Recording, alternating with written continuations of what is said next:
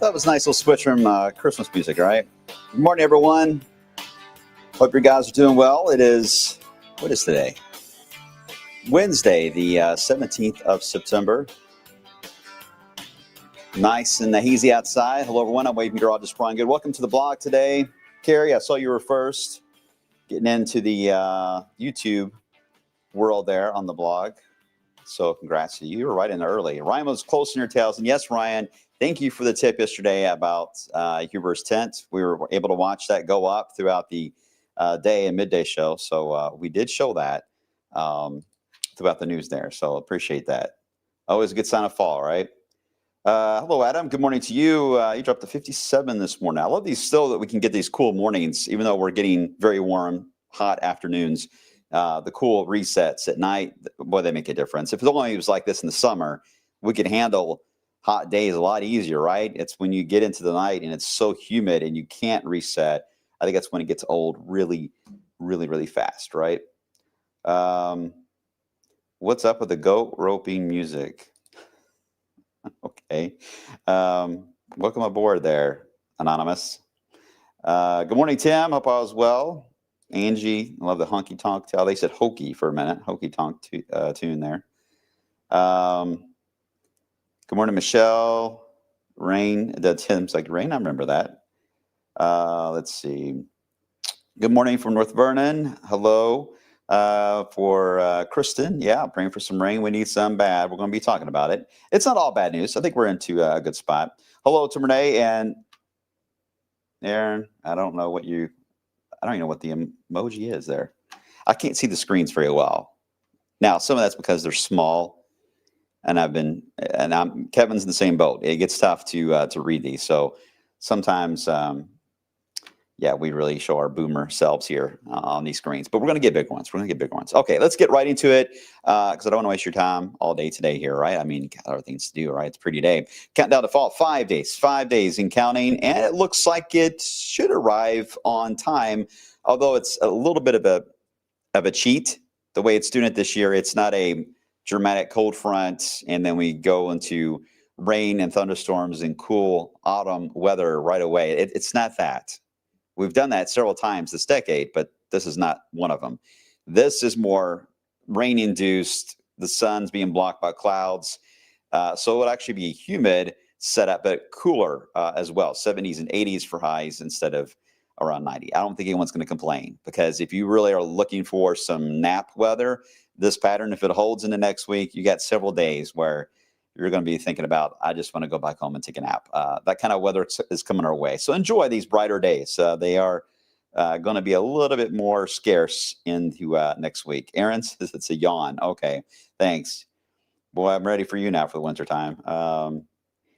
Hey, Graham, how you doing? I'm camping October 3rd to the 4th. That's a long time. I need cool days and nights for good camping in Otter Creek. It does look cool and could be actually cold. I'll explain coming up here in just a second. Let's get right into it. Let's start off with the live look right now over in Paristown. I love the train there in the foreground off East Broadway. All right, our high temperature yesterday was 91 in Louisville. We were off just a tad bit down from the previous day because of the high clouds yesterday. It wasn't too dramatic, just 1 degree being shaved off, but some impact was felt. Otherwise, we will likely get back to that level again today and tomorrow, and likely Friday, and more likely Saturday. But Saturday, I'm not ready to declare it yet, but Saturday may be our last 90 of the year. I will let you know next week if I'm going to stick with that idea. I'm leaning toward it. It's like, right, it's around the tip of my tongue, right there. But not today. I'm not going to do it today. But just give you something to look forward to. But so far, we've got 49 under our belt for the year.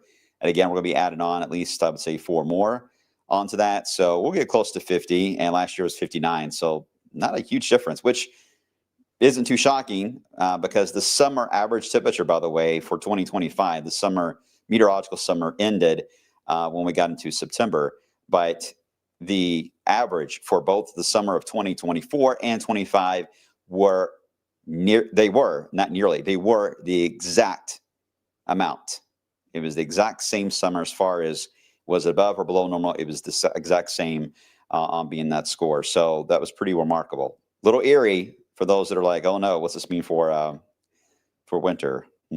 Okay, air quality alert is still out. It's at 61 right now, which is in the moderate level. It's normal. Usually we don't get to the 100 level, which pushes you in the code orange until roughly about 4 or 5 o'clock in the afternoon. But it's likely to get there, so that's why the alert continues for all of Indiana, especially southern Indiana, and then our Louisville metro area as well. So again, just got some sinus issues right now and allergies. It's not helping anything at all as well. Okay, so we get into the satellite, a little bit of fog. You can really see it in the valleys. I love this image. When the sun comes up, you can really see all the fog into the valleys and the mountains there in southeast Kentucky. Very, very cool shot, and you'll see it lift and disperse here in the next hour or two. But we've got a decent amount of sun that we'll have here today. Still not a lot of moisture to work with to try to get a shower, but that's all right. We're enjoying the quiet right now. There's the low pressure, but I tell you what, let me actually zoom into this, because while we're going to talk about the tropics, this little guy here was so close to becoming a tropical storm. It actually developed some subtropical characteristics where it was becoming a hybrid type system. But when it was lingering offshore, I'm sure it was beating them up with wind and heavy rain. Now that it's moved backwards, at least they don't have to worry about that. Now it's over land. But it was a close call. I mean, if it would have stayed out here in the open water another day, it probably would have developed into a tropical storm. So sometimes these warmer waters off the Atlantic, you really got to watch them. Anytime you get a low pressure like that hovers, they can be a little sneaky. All right, but overall, we're still in the same exact weather spot we've talked about all week. The coastal low and the low in the plains, and we're just like in the middle. I think I've been drawing this, every day. Even last week, I think I was drawing this. So not a whole lot has changed, and not a whole lot is going to change until we get into the upcoming weekend. Let's get you through the short term real quick and then get to some of your questions. And we got quiet short term, of course. Temperatures right around 90 to 91, maybe 92-ish. Tomorrow, same story. We get into Friday. This is the day of, we start to see change. That upper low, the first one there, begins to get a little closer to us. And its little tentacles I talked about yesterday, well, they start to get a little closer to Illinois and to West Kentucky. But this is still a pretty strong ridge here of high pressure. So this has got to battle. It's not going to be able to slide easily into wave country. It's going to take a few pushes from the other side of it to kind of knock it over east each time another wave comes down. So it's a kind of a step process to get it into our area. Obviously, if you're west of 65, you will start to feel the effects first of some of these waves trying to work their way east. And if you're east of 65, you'll be some in the latter areas to later areas to see some of the rainfall. But that's what we're going to be watching. I think Friday night we may get the first leftover showers or at least clouds late Friday night into our western counties. I don't know if it's going to be anything more than that right now because it should be fading as it moves into the dome of high pressure there over us. But by the time we get into Saturday and the model ends, so we don't know what will happen on this short range, but we do know that Friday night you see the band of clouds that may help fire ahead of it some of the thunderstorms on Saturday. But they look pretty scattered initially, but once we get into Sunday, we may have to deal with a little bit more action on the radar. It certainly is we get to next week. More on that in a second. That's just your teaser to get you through the short term that I always like to do and knock this out on the blog. Quick update on the tropics. Let's head over to the Atlantic, as we do have still a couple of waves, but it's the one in the central Atlantic that's getting a little better organized today. It looked better actually yesterday with a good amount of high pressure over. You can see the tailpipe, if you will, working on that. But it is a tropical depression officially now. It is TD number 7. And I thought it would go straight to a storm. It's right there at storm level, so that could change later on this afternoon, but it's getting there. Its track, though, is going to take it to the north and west and move it more into the eastern side, northeast side of the island chain. And then I think Bermuda needs to be aware of this one as it becomes a hurricane. This will be Gabrielle, by the way. A lot of good support still. Let me show you some of the plots. Still a lot of good support that this is going to have a turn to it. Obviously, that can always change if it's slower than expected or it gets stronger more rapidly. It would actually turn a little faster. So there's a lot of questions, and the strength of it and how it's organized all the way through this weekend, absolutely crucial on how that track will end up. So don't get too caught up on anything on the western side of that. But just know as of now, obviously Bermuda is in the spot. But you know what? With Aaron, Bermuda was in the crosshairs for a while with Aaron when Aaron was originally on the map a few weeks ago. And then it ended up shifting more west of it. So a lot can change, but that's our next system. I still think for our area, I'm not as worried about the Atlantic as I am any type of development that can form in the Yucatan or in the Gulf in general that can get pulled in ahead of one of these upper lows that we will be having down the road. That is something that's the only way I see right now that we would get a fading tropical system for this year. Looks to be in this kind of a setup, just not so that anything would come in from the Atlantic. The pattern just hasn't really changed its storyline a whole lot here. So I think it's going to be status quo on that. But we got until end of November, right? So the draw on the maps we're expecting, we've got that low to our west. That's the main one. We don't have to worry about the one in the Carolinas that pointed out. Its influence was mainly yesterday, the high clouds. That's it now. So it's moving east, no longer a factor. So we watch the slow move down across, really move more east into the Great Lakes as we head into this weekend. Still more north than it is south. So we're still on the warmer side of that. So we're still going to get a warm flow and humid flow. So again, when the sun's not blocked, it will be hot. But when the sun is blocked by clouds and maybe some showers and thunderstorms, especially on Sunday versus Saturday, then you won't get into the 90s. You'll be generally in the 80s. But that looks to be the trend, is really which day will be more active. And right now, Sunday does stand to see a bit more coverage of some scattered thunderstorms. Not a widespread rain, by the way. We can't go very high still in this rain chance of 20, 30%. There's a lot of signals that, yeah, they form.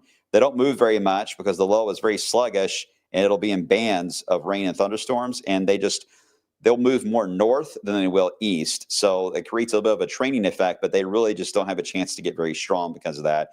So we're not worried about anything on the wild side as far as severe weather or anything like that. But that's our main troublemaker for the weekend. Now, once that low heads east, you really won't see it because it happens so fast. But there's another little piece that moves in from Canada that will dive in right on its heels and quickly replace it and slide right into Missouri, basically seems to be the common spot. And once this low moves in next week, this is the one that the models just don't know what to do with it, because the jet has a bit of a drop to it into the Rockies, and it goes way up and then down again. And because of that wind flow, this is cut off. It's not part of the main train track that you see up here into Canada. So we don't know. It has all this wiggle room right in through here, the southeast and the northeast. It has all this wiggle room that it can have free reign. It can drift anywhere it wants to go. And unfortunately for us, that is going to matter, especially if we're on the eastern side of it, or we right underneath it, or are we on the western side. Don't know yet. I'm going to show you an example of where the Euro is today on this, but its location is key. And there is a chance, because the flow is cut off, that this low pressure may just linger every single day next week, every single day, because there's nothing that I don't see that's strong enough to move in and kick it until we get to the very end of September and then into October. So that's the overall pattern still in the longer term. Starts to evolve this weekend with low number 1, but next week it's all about this guy. All right, so let's walk you through it. Here's the Euro, again, showing the fuel and instability in the gold and red there, just showing thunderstorms basically. And then anywhere in blue is under 80 degrees for temperatures, okay? So you can see the cooler pockets up to the north. All right, we get into the weekend. You start to see the influence a bit, the low here in the Great Lakes. Again, you see just a couple little bands of thunderstorms that try to form. Here is Sunday afternoon and evening. And here we are into Monday, same storyline. Here comes the second one already moving in. So again, they cross over, hand off to the next person, next low pressure, seamlessly like the Olympics. They just do the handoff like a relay. So the next one moves in. That will help fire up the showers. Easy to pick out the core of it too, because look at the blue where the air is blocked and only in the 70s and 60s, because you're right under the low. And then this would all be bands of showers and thunderstorms, and maybe some heavy rain. That's, if this position is right, that's close enough to the Gulf to actually get a good south flow and some of those bands of showers and thunderstorms. So could be beneficial rain. If we can keep the severe weather out of this, a week of this type of rain, great. Certainly for the trees to help promote the fall color coming up, and great for the annuals you want to have hold on for a bit longer, and great for grass seed that you planted as well. So there's a lot of positives this kind of a low, and it's going to be after the Louder Than Life event is over, so that's good. I know we have other events about to take place, but at least for this one for next week, next week, we're going to sacrifice much of the week there to whatever happens with this low. Some of the models, it's worth mentioning, are way east with this. They're progressive with it. They don't really show it getting stuck as much. So it only gives us 2 days of it, and then we clear up. So give us some time. Give us a little bit of time, a little bit of patience, and we'll fine tune that. Once it moves out, then that's when we may try to warm back up again, but I don't think it's going to last. And here's why. Here is a snapshot of the CFS model, which has its dramatic moments, but it did very well last year on the fall and winter setup. And this is a snapshot of mid-October, but we start seeing these colder shots of air drop down as early as the first week of October. So going back to your camping question, you may have to deal with some of these moving in. I don't know if they're going to be as dramatic as what is shown on the CFS. I don't know if it means it's going to get cold. We're going to talk about early frost. I don't know if it's going to mean severe weather in advance of them. I don't know if it means it's going to snow or not. I don't know. We'll call that sensible weather. We don't know what the sensible weather will be here. All I can tell you is the upper air pattern is likely to feature a big blocking setup in October, and the west is going to warm up, and we're going to see multiple shots of cooler, if not colder, because in October you start seeing colder air that will be dropping in. Don't know yet if it's going to be limited to just the Northeast, or will it go all the way through the Ohio Valley? Good question, but there's several of them. I've counted at least 4 that come down between early October into Halloween. So it may make for a wild setup. The block is over into Greenland as well, and this could mean that we build up the snowpack in Siberia, and you're thinking, well, why does that matter? Well, when it comes to predicting winters around here, if you start building up the snowpack in Siberia early, you start paying attention. Things can get a little wild down the road. So that's a little bit of a hint of some of the forecasting tools we're looking at.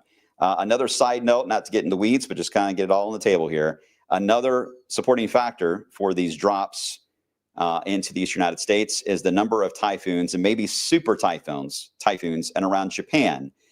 As we head into the Western Pacific, I don't have the maps loaded for you guys, but those start to go up, and they lead to what we call the recurving typhoon theory, where they eventually fly all the way up and become just low pressures into Canada, but in about 7 to 12 days after they leave the Western Pacific, they tend to drop down as cold shots of air into the eastern United States. So there's a lot of support right now for this type of pattern. That's why I've been talking about it so much. We'll see. It could be way off, but I don't think we should ever ignore the signals when they're trying to tell us something. That's my goal on that. Sometimes we see those signals and we're like, that's not going to happen. So we ignore it. But you shouldn't ignore it if the data is trying to help you out. Then pay attention. Okay, here's the 10-day as it stands. Again, 90 or lower 90s next few days. And then we'll just gradually increase the storm chance. And again, we're going to have to keep it consistent. There may be some days here next week we may not get to 80. If that low is right over us, we're not going to. In fact, we may not even get to 70. It could be a really rain-cooled, pot of chili kind of setup. But I don't see a lot of a severe weather signal right now. I think this could be beneficial rain. If we can get it to stall long enough, that may be helpful. There you go. What'd you say, Angela? Bots in Siberia. Yeah. Sometimes they don't get the big snow in Siberia. So anyway, we can have Wavy send out notifications. And Wavy does quite a few that fly up on the screen. Wavy is part of the blog. I just haven't seen anything fly up recently. You guys probably paying more attention than I have. But yeah, Wavy is got a lot of surprises coming for you guys down the road. So hang tight. Let's see. Ready to break out the fuzzy blankets and warm pajamas. Yeah, I think we're ready. And now I'm getting excited. Jacob, Saturday's like a cloudy day, Heartland Festival in E-Town. Oh, I remember the Heartland Festival. I've been there in a while. Not necessarily cloudy, just a little more cumulus, a little more of a summery feel. It's going to be slightly more humid. Temperatures about 90 or so, and a few thunderstorms could fire. It's possible, but Sunday will be a more likely presentation of that. But Saturday, the only way I see you being cloudy, depends on when you're going, but there will likely be clouds in the morning for whatever rolls in Friday night. That bank of clouds could still be over you for the first part of Saturday, and then you'll break out in sun. That's how that may play out for you, Jacob, there, but we'll watch it. Jeremy, I was late to the blog today. Is this the week to end to the 90s? I haven't declared that yet officially, Jeremy, but it is looking likely that will be able to be done. I'm going to wait until next week to make that declaration. All right, there you go, guys. Pretty self-explanatory, right? We'll look at all this again tomorrow. We get a drought update tomorrow as well, and we'll just see if this low pressure is going to lock in on a spot to park itself for a while, as that's a key in our long-term forecast. So we'll look at it tomorrow, and we'll see how it goes from there. Take care, guys. I'll see you on the flip side.